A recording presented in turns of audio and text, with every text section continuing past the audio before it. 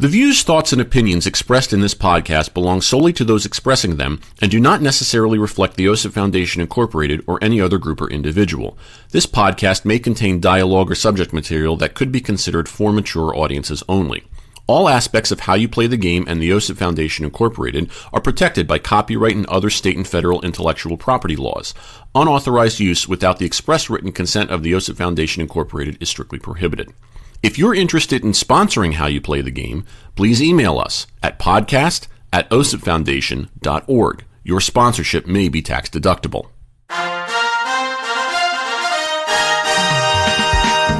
Well, hello, everybody.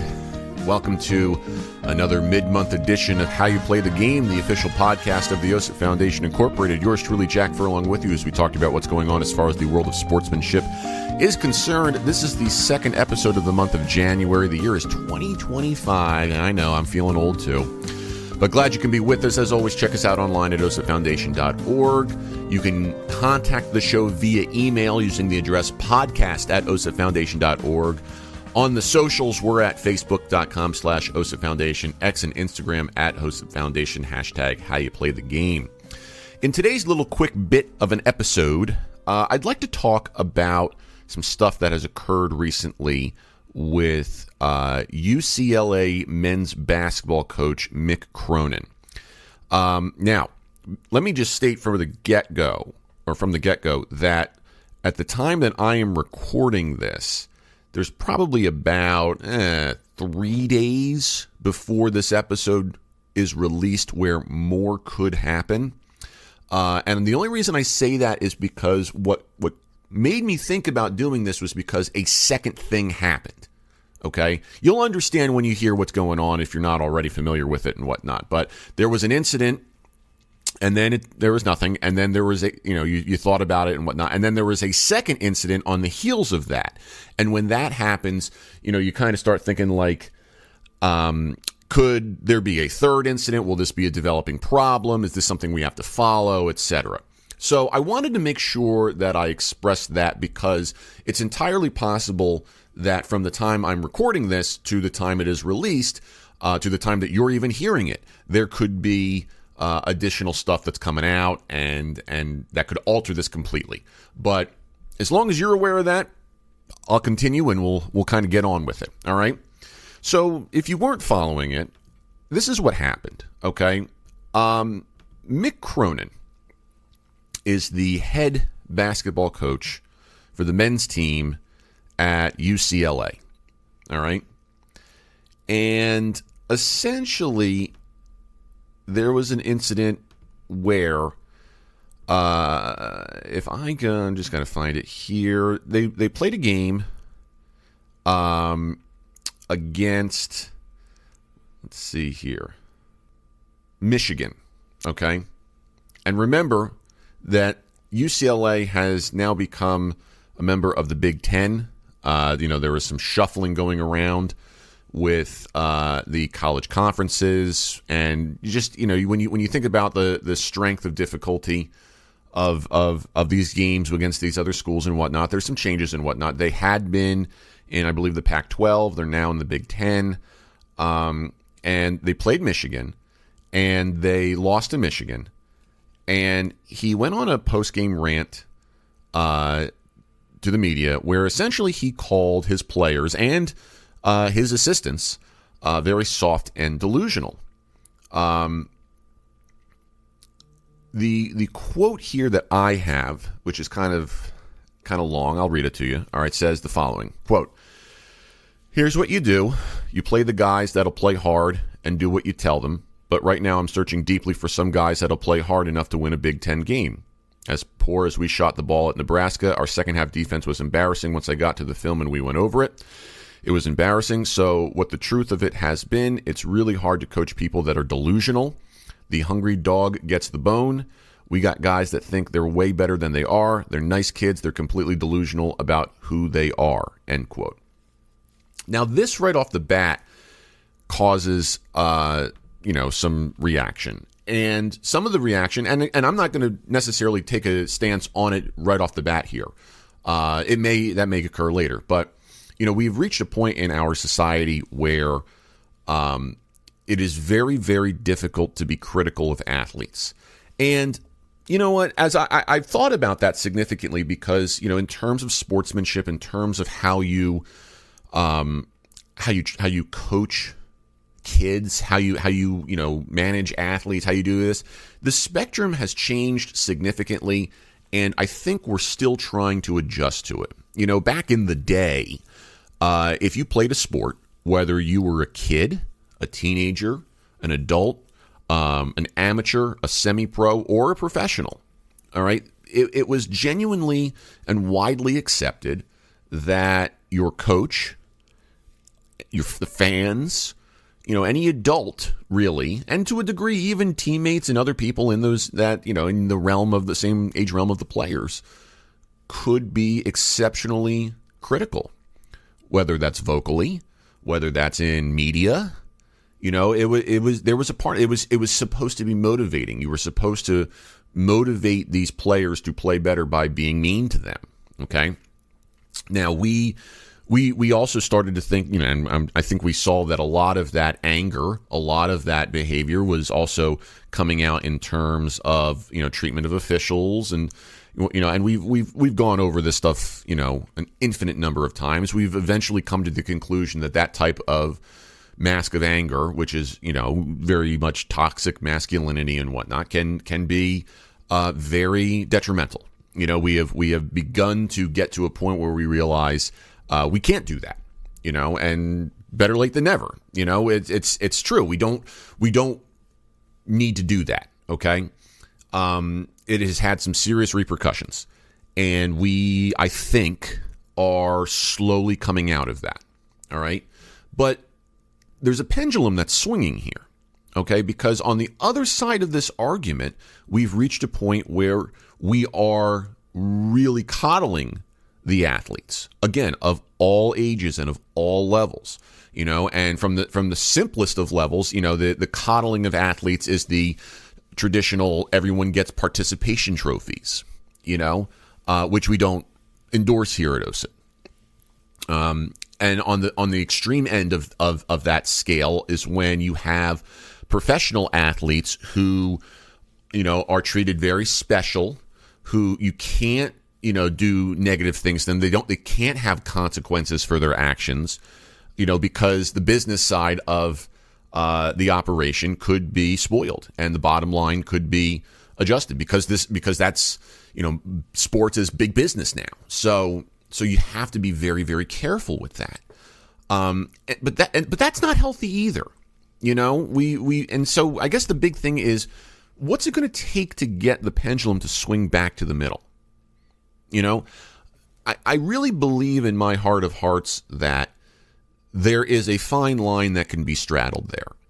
From my personal experience as a coach, I've really tried, whether it's an athletic setting or it's a musical setting, to do as much as I can to positively motivate, to provide the players, the participants, with everything they need to be properly prepared, to encourage them, to put them in the best position to succeed. Okay, doing that with a smile on my face, with all those different things, trying to build the trust, trying to build that relationship, knowing that they can trust me as much as I can trust them, etc. Okay, but by the same token, I also recognize that there are times when I can't just say, "Oh, it's okay." No, when failure occurs, okay, certain types of failure require sometimes certain types of consequences. It doesn't always have to be a harsh reaction of anger and vitriol, okay? The biggest thing that I find in this type of scenario is that when a failure occurs and the reason is a mental mistake where the player or the participant has not fully grasped everything that I have provided in order to have them be prepared. If they have not taken advantage of the opportunity to ask questions, to seek additional help, etc., and then they make a mental mistake that is preventable, okay, that's when my dander gets up as a coach, as a director, as a leader, and I have to, increase my stern nature and say, folks, this can't happen, and show a little displeasure.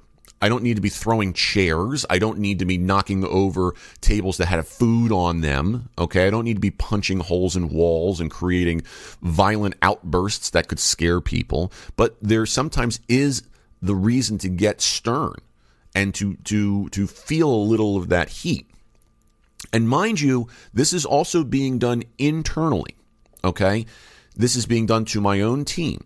This is not being done to an opponent. This is not being done to opposing coaches, players, etc., not being done to opposing fans, certainly not being done to officials, referees, umpires, you name it, okay?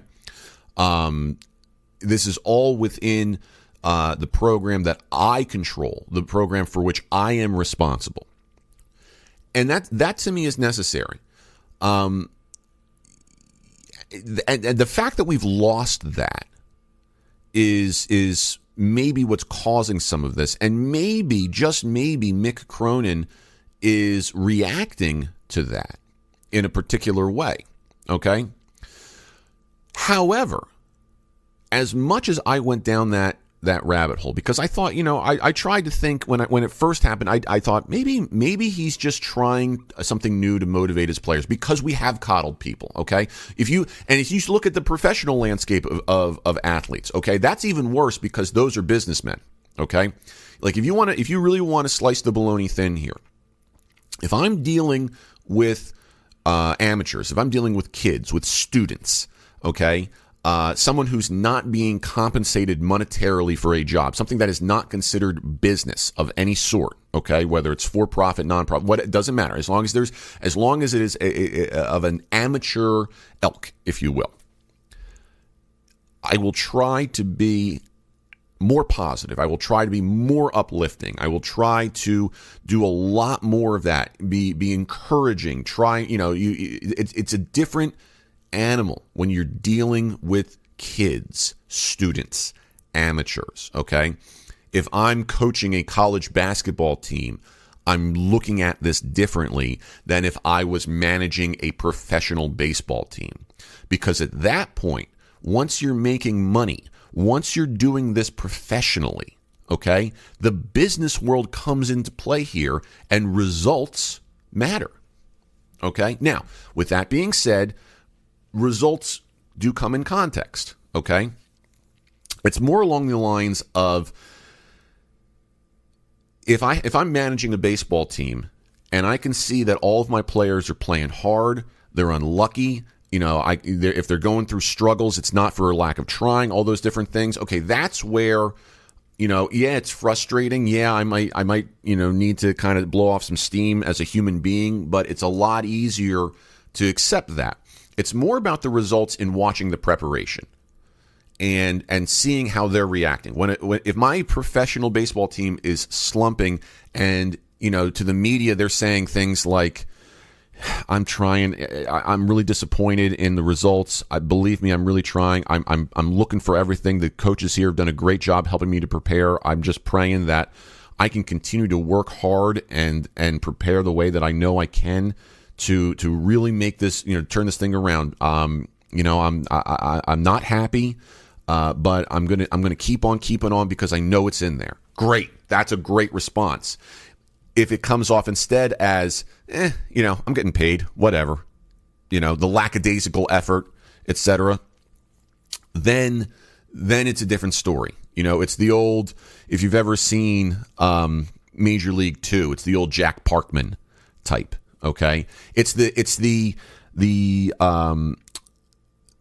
perception that you get from a player like a Robinson Cano or a Gleyber Torres. For those of you who know Yankee history, how these players, there are players, and this has happened not just with those guys. This is with players and teams, everywhere. I mean, think about Billy Martin and Reggie Jackson and whatnot, and you can find examples of this everywhere, where essentially, a manager has to bench someone, says, I don't think you're hustling. I don't think you're trying as hard as you could.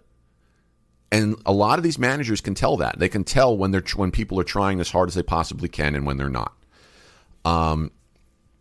And that's where that intangible comes in, okay? But that's for a professional environment. That's a different setting. Back to the college environment, okay?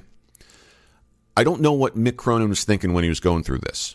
I don't know, all right? Is it something I would have done? Probably not.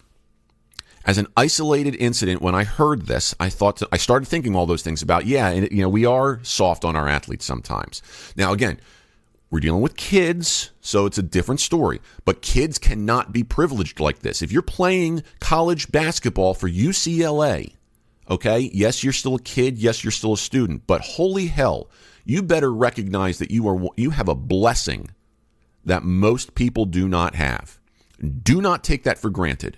Work your tail off, okay? And take advantage of that opportunity because it's going to be gone one day and then you're going to be upset. All right? Now, that all being said, I then wake up to a different story. All right? Mick Cronin had a game against Maryland, I believe, and he was ejected from that game. And in that game, he took the time to basically just rip the officials. Okay? This is an article on ESPN from the Associated Press, dated January 11th, that says, 3 days after ripping his team following a home loss to Michigan, UCLA coach Mick Cronin turned his disdain toward the officials. Cronin was ejected with 5:11 remaining in a 79-61 loss at Maryland on Friday night, and he did not hold back afterwards, voicing his displeasure with the officiating and Big Ten scheduling. He was far gentler on his own players than he was earlier in the week when he called them soft and delusional after a 19-point defeat by Michigan. This time he felt they were in an unfair situation. Quote, in defense of my guys, I didn't think we were given any chance to win in the second half. I let Jeff Anderson, who's one of the officials, know, and I hit the showers. End quote. Cronin's outburst came with UCLA down 9 after Maryland came up with a rebound. He was given 2 quick technicals and sent on his way. Quote, I don't remember the last time I had a technical. I had enough. I'm sending a message. I'm tired of it. I know we're the outsider and all that, us, SC, and Oregon, but that was ridiculous. And take nothing away from Maryland, a really good team at home, but you got to defend my players. If you can just mug guys and chop their arms off, throw them out of the way, it's hard to run any offense. End quote. The technical fouls led to a 6-point possession for Maryland, and the game became a rout. Quote, we needed some stronger officials on the game, in my opinion, but we needed to be stronger with the ball. In defense of my players, we didn't have a lot of time. We had 1 day to prepare, end quote. This is UCLA's first season in the Big Ten, along with USC, Oregon, and Washington. Difficult travel was given when those teams joined, and the Bruins are dealing with it now. They played at Nebraska on January 4th, returned home for one game with Michigan, then headed out for a trip to Maryland and Rutgers. Quote, we had to travel on a 5-hour and 50-minute flight. They got home Sunday. They had 2 extra days. Now Rutgers is sitting at home, and they got an extra day. I haven't mapped all this out, but I sure hope it swings our way at some point, end quote. After returning from Rutgers, UCLA will play 7 straight games on the West Coast from January 17th to February 8th, 5 home games plus trips to Washington and USC. Quote, I get it. It's probably virtually impossible to make the schedule, but I just know it hasn't been good for us. Michigan was in LA 3 days before we were, end quote. This has been a particularly tough week to be away, given the wildfires that have caused so much chaos in the Los Angeles area. Cronin said after he was ejected that he quickly went to check an app that gives alerts. Quote, my house is getting real close to being evacuated. When I got thrown out, I just immediately went to my phone, end quote. Couple of things that comes from this. First of all, the fact that you get ejected with the 2 technical in basketball automatically gives your opponents a shot to increase the score. So if this is if your job is to win, you just screwed that up, didn't you? Okay, because now you're not taking responsibility at the idea that the idea that you should be, putting your players in the best chance to win, and by getting tossed and giving the opposing players free throws because of your technical fouls, that's a good idea? Really? A little short-sighted, if you ask me.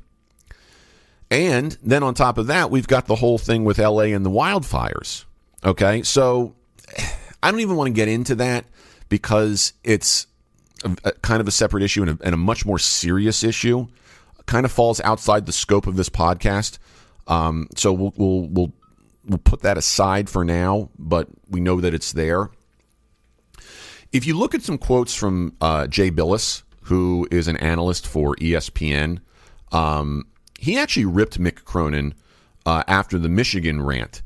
And he said the following in response to the soft and delusional comments that Cronin made after that one game. He said, quote, "I didn't care for what Mick had to say after the loss to Michigan. Coaches like to talk about accountability a lot, and rightfully so. Accountability is important in everything. But I don't think that's what accountability really looks like. That, to me, looked simply like blame. I heard a lot of I'm doing this, and I'm doing that, and nobody else is doing it. One, I don't think that's true. But that's for him to decide, not me. But I didn't care for it. Oftentimes when I hear something like that, and it's not often, I think of what Mike Tomlin of the Pittsburgh Steelers says. He says he loves coaches that resist the responsibility of coaching because they're easy to beat. When you talk negatively about your players, what you're really doing is seeking comfort because your teaching is struggling." He goes on. Billis goes on to say, Mick Cronin recruited all those players. He brought them in, and he hired all those coaches. I get it. Coaches like to think they're more passionate and they're tougher than their players. I happen to think this is true. Mick Cronin is not tougher than his players. When he was playing, he would not have gotten one loose ball, one rebound against the guys he's got now. That would not happen. I don't believe any of that, and I don't think it's productive. He goes on to say, but if he had said the same thing in the confines of the locker room to his players, that's fine. When you do it publicly, I don't care for it. Maybe his players do. Maybe they'll respond positively to it. I don't think it's the right thing to do, but that's his decision, not mine. I'm just saying what I think of it. End quote. So you can see where this is kind of going. I did a little bit more research, too, on this because Mick Cronin coaches for UCLA, right? UCLA kind of has a pretty big basketball history, all right? And I went back and I tried to look at some of the history of the coaches and whatnot. You know, we obviously first go to John Wooden. But before we get to John Wooden, actually, what I want to do is look at the guy that preceded Mick Cronin, which is Steve Alford. So Steve Alford was there for, 2013 to 2018, and he was fired halfway through the season. And in those situations where he was fired, people were flying banners in California above the stadium saying to fire him. Listen to that again. Because if you're going to do that for a professional team, again, you talk about the criticism. In business like that, that's kind of how the free market works. All right? You may not like it, can't do much about it. We've seen this happen like over MetLife Stadium with the Giants or the Jets and stuff like that, right? All right. To do this at the college level, holy hell, guys. What kind of an investment do we have in college basketball, which is supposed to be an extension of the classroom for student athletes? And you know what? If this had happened now after the NIL stuff, you know, the image and likeness, name, image, and likeness stuff where players are going to get paid and whatnot, okay? All right, now it's different. Now it's kind of a profession. And that's kind of new, so we're still trying to work some of that stuff out, but it's a different argument. To have something like that done then, that's sad. That's messed up, okay? Probably should not have done that to Steve Alford. Just saying. So now not only do we have Mick Cronin being the a-hole, we know that the program and the supporters have been a little wonky, right? Go back to John Wooden, who is the gold standard of coaching. Okay, won 10 consecutive titles with UCLA. Not too bad, you know, really not bad at all. All right, he was in the Navy too. Okay, he was a lieutenant during World War II from 42 to 46. So you think maybe he's going to have a military background? Wrong, absolutely wrong. Okay. when he was the coach at UCLA, he was this kind, gentle giant who didn't seek that. He just became that. People lauded him for that. Okay? It got to a point where, when Bobby Knight passed away, the commentary started coming out how much of a bully Bobby Knight was because he didn't like John Wooden. And you think to yourself, how can anyone not like John Wooden? The only stain on Wooden's legacy, if you do the history, is with Sam Gilbert and the recruiting scandals. All right? And if you go back and look at what Wooden had to say, okay, he essentially said, I'm looking at this on Wikipedia, so there's some references here. The investigation did not uncover evidence that Wooden had explicit personal awareness of Gilbert's activities. However, Gilbert's overall influence in the lives of the players was no secret. They concluded that if Wooden was not aware of the specifics, it was only because Wooden made no effort to discover those details. Wooden acknowledged that he had always felt uneasy about Gilbert's relationship with the players, but steadfastly denied having knowledge at the time of anything done by Gilbert that was in violation of NCAA regulations. He also asserted that both he and Morgan had advised players to this Morgan is athletic director J.D. Morgan, had advised players to steer clear of Gilbert, but that ultimately they could not control the players or Gilbert's actions. Given what later came to light, however, Wooden granted that he may have had tunnel vision and that he perhaps trusted too much. Nonetheless, Wooden said that his conscience was clear with regard to his own role in the matter. So, gray area. All right? But still, I look at John Wooden and just think to myself, even with that type of gray area and what kind of demeanor he had, to look at how UCLA basketball has changed, with a little bit of the slack, because, okay, yeah, they expect good things, they expect championships, they expect competition. You have a crap year under Steve Alford. Okay, I get it. And then to hire Mick Cronin and to have him act this way, maybe there's something else going on here. Maybe it's about the players who maybe they are soft, but we don't treat them the way that Mick Cronin did.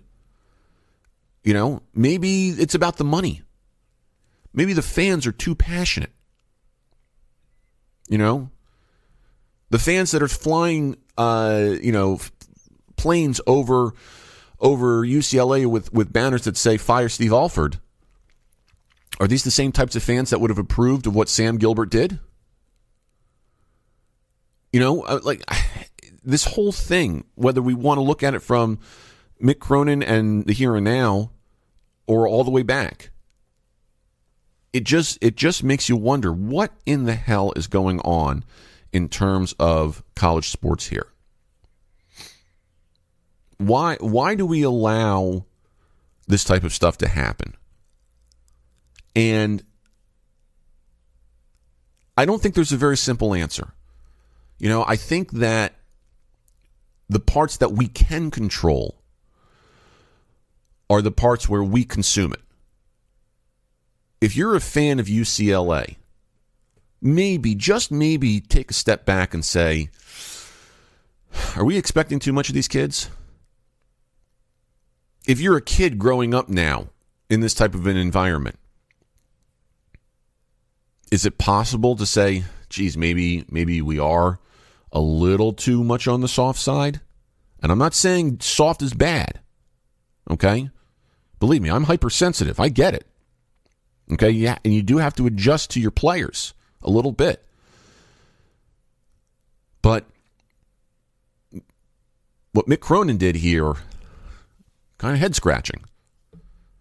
And you wonder, is that more common than we think out there in California? If fans care that much about UCLA basketball? I don't know. But it's scary. It's scary to think that, especially when there are things like the wildfires happening, that we can look at this stuff and go, holy hell, what in the world is going on here? It's the almighty dollar that changed a lot of college sports with this. Is Cronin upset that UCLA joined the Big Ten and now has to deal with all this scheduling and travel and stuff like that? Okay, if that's the case, leave. Didn't sign up for that, did you? Sorry, or put it into perspective and just say, look, this is tough because we're still working those kinks out. It's a shame. Thought it would be easier. A lot of better ways of going about it than the way that Mick Cronin did. Okay? So, now that we got that rant out of the way, I sure hope that you have a fantastic rest of your month. As always, you can check us out online at osipfoundation.org. Email the show using the address podcast@osipfoundation.org, facebook.com/osipfoundation, X and Instagram @osipfoundation, #HowYouPlayTheGame. We look forward to talking to you in just a few short weeks. And until then, treat each other with respect. How You Play the Game is a production of the OSIP Foundation, Incorporated. The producer-engineer of this episode is Sean Ryan. Music by Soundspring Studio. The executive producer of How You Play the Game is Jack Furlong. For more information, visit osipfoundation.org.